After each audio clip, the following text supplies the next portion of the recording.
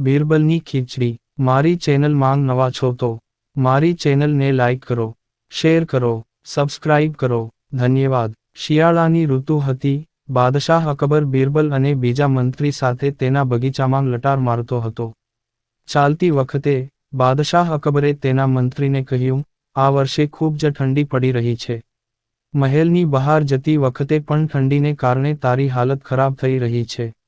રાજાની વાતનો જવાબ આપતા મંત્રીએ કહ્યું, હા સાહેબ, તમે બિલકુલ સાચા છો। આ વર્ષે એટલી ઠંડી પડી રહી છે કે લોકોએ ઘરની બહાર જવાનું ઓછું કરી દીધું છે। લટાર મારતા બાદશાહ અકબર બગીચામાં આવેલા તળાવના કિનારે પહોંચ્યા। પાણીમાં હાથ નાખતા જ તેને ખ્યાલ આવ્યો કે પાણી બરફ જેવું ઠંડુ છે। પાણીમાંથી હાથ બહાર કાઢીને અકબરે કહ્યું, તમે સાચા છો। આટલી ઠંડીમાં ઘરની બહાર કોણ આવશે? બીરબલને ચૂપ જોઈને રાજાએ બીરબલને પૂછ્યું, બીરબલ, આ વિશે તમારું શું માનવું છે? બીરબલે માથું નમાવ્યું અને કહ્યું, મને માફ કરજો સાહેબ, આ બાબતે મારો અલગ મત છે। હું તમારા બંને સાથે સહમત નથી। અકબરને આશ્ચર્ય થયું અને તેણે બીરબલને પૂછ્યું, ઠીક છે, તો અમને પણ કહો, તમને શું લાગે છે? બીરબલે કહ્યું, મહારાજ, હું માનું છું કે ગરીબ વ્યક્તિ માટે પૈસા સૌથી મહત્વપૂર્ણ છે। હવામાન કેટલું ઠંડુ કે ગરમ છે તેનાથી તેને કોઈ ફરક પડતો નથી। અકબરને આશ્ચર્ય થયું અને તેણે બીરબલને કહ્યું, તો તમે કહો છો કે આ કડકડતી શિયાળામાં પણ કોઈ ગરીબ માણસ કોઈ પણ કામ કરવા તૈયાર હશે જેથી તેને પૈસા મળે? બીરબલે કહ્યું, હા સાહેબ, હું આ જ કહું છું। બાદશાહ અકબરે બીરબલને પડકાર ફેંક્યો અને કહ્યું, ઠીક છે, જો તમે બરફ જેવા પાણીથી ભરેલા આ તળાવમાં કોઈને રાતભર ઊભા રાખીને આ સાબિત કરો છો, તો અમે તમારા દ્વારા લાવેલા ગરીબ વ્યક્તિને 20 સોનાના સિક્કા આપીશું। અવતરણ ચિહ્ન। રાજા સાથે સંમત થતાં બીરબલે બીજા દિવસે એક ગરીબ વ્યક્તિને હાજર કરવાનું વચન આપ્યું। બીજા દિવસે સભામાં રાજા અકબરે બીરબલને પૂછ્યું કે શું તે કોઈને લાવ્યા છે જે આખી રાત તળાવમાં ઊભા રહીને વિતાવી શકે? આના પર બીરબલે ગંગાધર નામના ગરીબ માણસને દરબારમાં રજૂ કર્યો અને કહ્યું કે તે 20 સોનાના સિક્કા માટે આખી રાત તળાવમાં વિતાવવા તૈયાર છે। સભા સમાપ્ત કરતાં બાદશાહ અકબરે કહ્યું, ઠીક છે, 2 સૈનિકો આખી રાત આ વ્યક્તિની રક્ષા કરશે। બીજે દિવસે ફરી દરબાર યોજાયો અને રાજાએ બીરબલને ગંગાધર વિશે પૂછ્યું, બીરબલ, તારો મિત્ર ક્યાં છે? તે બર્ફીલા પાણીમાં કેટલો સમય ટકી શકશે? બીરબલે કહ્યું, મહારાજ, તે અહીં જ છે। મારે તેને કોર્ટમાં રજૂ કરવાની પરવાનગી જોઈએ છે। રાજાની પરવાનગી મળતાં જ બીરબલે ગંગાધરને દરબારમાં બોલાવ્યો। બાદશાહ અકબરે ગંગાધરના વખાણ કર્યા અને કહ્યું, અમે માની શકતા નથી કે તમે આખી રાત બરફ જેવા પાણીમાં રહ્યા અને આજે તમે અમારી સામે સલામત ઊભા છો। તમે આ કેવી રીતે કર્યું? આખી એસેમ્બલીને કહો।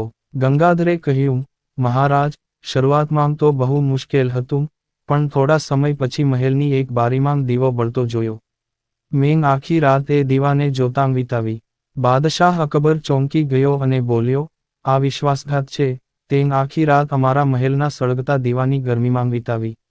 છેતરપિંડી। અમે તમને તમારી છેતરપિંડી માટે સજા નથી આપી રહ્યા, પરંતુ તમે હવે આ પુરસ્કાર માટે પણ હકદાર નથી। આટલું કહીને અકબરે તેના સૈનિકોને ગંગાધરને મહેલની બહાર લઈ જવા કહ્યું અને સભા પૂરી કરીને તે પોતાના રૂમમાં ગયો। બીજા દિવસે રાબેતા મુજબ સભા યોજાઈ। જ્યારે રાજા અકબર સભામાં આવ્યો ત્યારે તેણે જોયું કે બીરબલ સિવાય તમામ દરબારીઓ પોતપોતાની જગ્યાએ હાજર હતા। રાજાએ એક સૈનિકને પૂછ્યું કે બીરબલ ક્યાં છે, જેના પર તેણે કહ્યું કે તે આજે મહેલમાં આવ્યો નથી। રાજાએ સૈનિકને કહ્યું કે તરત જ બીરબલના ઘરે જઈને તેને લઈ આવ। થોડા સમય પછી સૈનિક એકલો કોર્ટમાં પાછો ફર્યો। જ્યારે રાજાએ પૂછ્યું, ત્યારે સૈનિકે કહ્યું, બીરબલ તેના ઘરે ભોજન બનાવી રહ્યો છે અને તેણે કહ્યું છે કે તે ભોજન સંપૂર્ણ રીતે રાંધ્યા પછી જ દરબારમાં આવશે। સૈનિકના આ શબ્દો સાંભળીને રાજા વિચારમાં પડી ગયો, કારણ કે આજ પહેલા બીરબલને મહેલમાં આવવામાં ક્યારેય મોડું થયું ન હતું।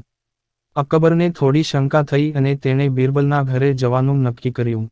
જ્યારે બાદશાહ અકબર બીરબલના ઘરે પહોંચ્યો ત્યારે તેણે જોયું કે બીરબલે એક ઊંચી ખીંટી પર એક માટલું લટકાવ્યું હતું અને તેની નીચે જમીન પર લાકડા સળગાવી દીધા હતા। રાજાને આશ્ચર્ય થયું અને તેણે બીરબલને પૂછ્યું કે તે શું કરી રહ્યો છે? આના પર બીરબલે જવાબ આપ્યો, કે તે તેના ભોજન માટે ખીચડી બનાવી રહ્યો હતો. બાદશાહ અકબરે કહ્યું, તમે ગાંડા થઈ ગયા છો. આ ખીચડી કેવી રીતે રાંધી શકાય? તમે વાસણને આટલું ઊંચું લટકાવ્યું છે અને નીચે આગ બળી રહી છે. આવી સ્થિતિમાં ખીચડી રાંધવા માટે વાસણમાં ગરમી કેવી રીતે પહોંચશે? આના પર બિરબલે રાજાને ઘણી રાહત સાથે કહ્યું, મહારાજ, તમે કેમ પહોંચતા નથી? જ્યારે ગંગાધર મહેલની બારી પર મૂકેલા દીવામાંથી ગરમી મેળવી શકે છે, મારી ખીચડીનો વાસણ હજુ પણ આગની ખૂબ નજીક છે. બિરબલની વાત સાંભળીને રાજા આશ્ચર્યચકિત થઈ ગયો અને હસતાંગ હસતાંગ બોલ્યો, બિરબલ, અમે તને સારી રીતે સમજીએ છીએ. આ પછી તેણે ગંગાધરને મહેલમાં બોલાવ્યો અને તેને 20 સોનાના સિક્કા ઇનામમાં આપ્યા. તેણે બિરબલને તેની ચતુરાઈ માટે પુરસ્કાર પણ આપ્યો. વાર્તામાંથી બોધ. બિરબલની ખીચડીની વાર્તામાંથી આપણે શીખીએ છીએ કે આપણે તેમની સફળતા પાછળ જે મહેનત લગાવી છે તે જાણ્યા વિના આપણે અન્યનો ન્યાય ન કરવો જોઈએ. પૂરી વાર્તા સાંભળવા માટે ધન્યવાદ.